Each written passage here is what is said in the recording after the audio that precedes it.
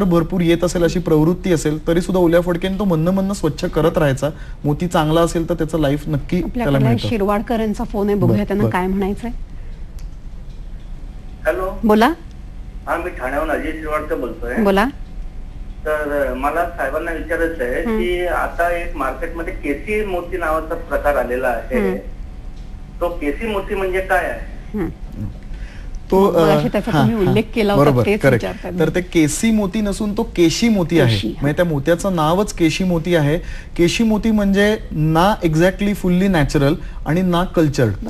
होतं काय, जेव्हा कल्चर्ड मोती तयार होत असतो तेव्हा मी मगाशी जसं तुम्हाला सांगत होतो त्याच्यात एक छोटी बीड इन्सर्ट केलेली जी असते, तर ती बीड इन्सर्ट केल्यानंतर कधी कधी ती बीड स्लिप आउट होते, म्हणजे बाहेर येते त्या ह्याच्यातनं. आज जो प्राणी असतो त्याच्यात ती बीड आत काढल्यानंतर ती बाहेर येते. तर त्यामुळे मग जो मोती तिथे राहतो तो त्याच्यावर आवरण मात्र चालू राहतात त्याची, आणि असं करत करत तो मोती कम्प्लीट होतो. आणि त्या मोत्याला केशी मोती म्हणतात. त्याला नॅचरल मोती टोटली म्हणत नाही. त्याचं कारण असं आहे की तो मोती नॅचरल प्रोसेसनी कम्प्लीट झालेला नाही, कल्चरिंग प्रोसेसनी सुरुवात झाली होती त्याची.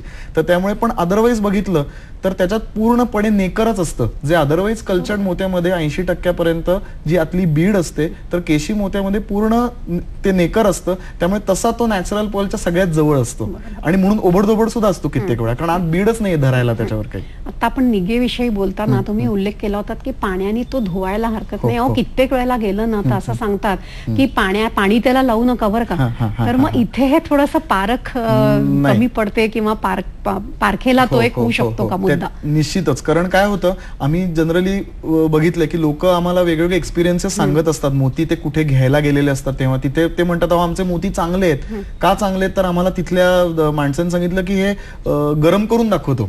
आता तो जर फायबर किंवा ग्लासवर मोत्याचा पेंट असेल तर त्याला काहीच होणार नाही, पण मोत्याची खरी पारख आहे, जर मोती चांगला असेल तर तो पाण्यातच तयार होतो. त्यामुळे पाण्यापासून त्याला भय नाही चांगल्या मोत्याला. तर त्यामुळे हा जर त्या कस्टमरनी प्रश्न विचारला की पाणी लागलं तर चालेल का, पाण्यात धुवू का आम्ही, तर इमिजिएटली जे उत्तर मिळेल त्याच्यावरनं एक निश्चितच परीक्षा होऊ शकते की आपल्याला मोती चांगला आहे का नाही. बरोबर. रेणके यांचा फोन आहे, बघूया त्या काय विचारतात. हॅलो, बोला.